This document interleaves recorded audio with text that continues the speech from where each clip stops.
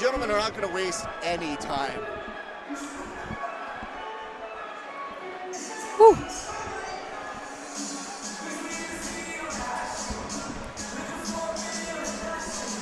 Nice staple into a double under there.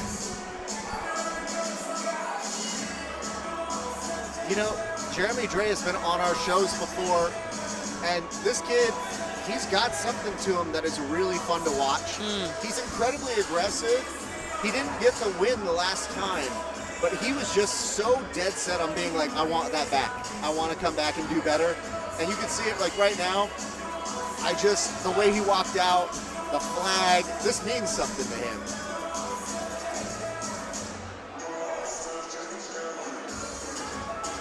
Whew.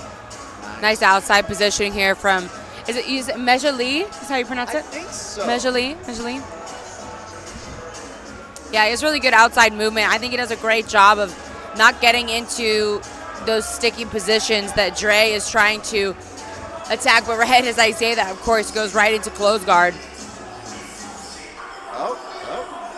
Another double under attempt. Yeah. The thing about the double under, though, is that I think he is going to the upper part of the leg the lower part of the leg very quickly instead of looking at the thighs and really focusing on controlling the hips. But this could be, he might be starting to realize that for himself. He reached for the forearms and used that to pull the hips up, which was interesting. And now back to De La Riva here for Dray. Yep.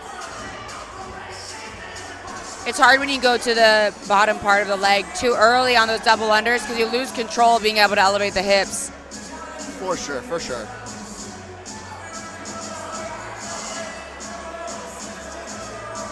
Nice. Wow.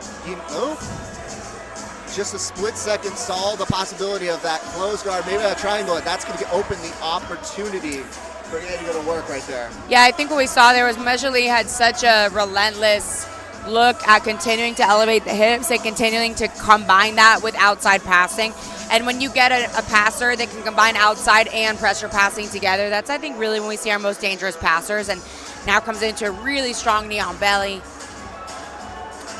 You know what's really tough is that knee positioning is usually somebody who doesn't necessarily want to even go to mount. They're so content in using that as an opportunity for pressure and to have them make a mistake. And so seeing him with that patience, it's anytime I see somebody right there, they're like, now when you have it, now you're going in for the kill right into away. An arm triangle already. He doesn't have the arm triangle grip, but he does have the head and arm connect. Oh, and now he does have this, well, he has with his left hand, he's looking for the armpit. He could go to a rear naked choke grip here, and he does switch off. And like as I see this right now, I just look at it, and that's a lot of time at 2 minutes and 50 seconds to work from this position. To be able to be in that position, it's a jiu-jitsu gift is really what it is at that time. And so whenever I see somebody there, now I start to get worried because I think, okay, you're a little bit late on the shot. They've got time to work and maybe signaling like he wants to go to the back here too.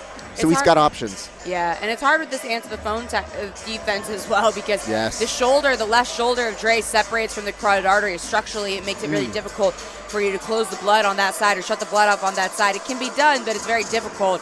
So it's a weird thing though because you know me, I like my little Kendall Kana from this position where you grab the wrist and you crank it out and you pull and you finish there because then if they straighten their arm to escape, then you go back to the regular arm triangle, but now the shoulder and the carotid artery are connected again. This structurally prevents that unless you break the humerus, the upper part of the arm, right, which most of us are not going to snap that off. So oftentimes what happens is just what we saw. You have a great position from the top, you're trying to finish, but you're tiring your own arms out, and the person can stay there for just long enough to get you frustrated, to release the position altogether, and then you kind of end up in, back and mount. We see a seesaw back and forth a lot. Yeah. So you got a Kendall Kana if you want to. I'm going to be honest with you. I try that. I'm not as good as you are with it, but I definitely put in work on it. Well, we may need to look at that together, all right? You know what? I will always take tips from you, Kendall.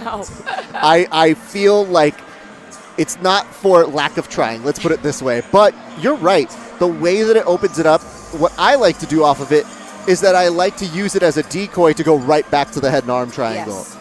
It just opens it up, and they're thinking like, oh, they're going to switch to this. They're going to do this, and I go, ha-ha, fool you. This looks better now. But yes, last minute indeed. That was quite a lot of forearm pressure to the trachea. The hard part, I think, for Dray in this position is just starting the escape has been difficult to do because you feel like he's so good at keeping that pressure up and high on you. And that shoulder definitely was under the chin for a minute, so it's definitely not something that you enjoy. It's a lot of pressure. Yeah. It's a lot of pressure, but with that, again, with that arm intact, his left shoulder, Dray's left shoulder, is not shutting the blood off on the carotid artery on the left side of his neck. So it looks really tight, but a person can survive there for a long time because, almost into a triangle. Because Mejali's left bicep is shutting the blood off on that side, but the other side is open and free. Facts. Short time. We just heard the 10-second mark. Decides he heard the 10-second. I'll just try to make some flashy pass.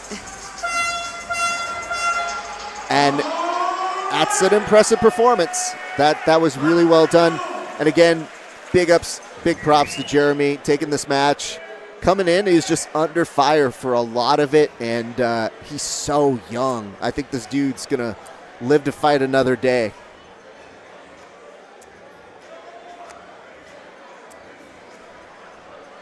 All right, looks like our referees have given their decision.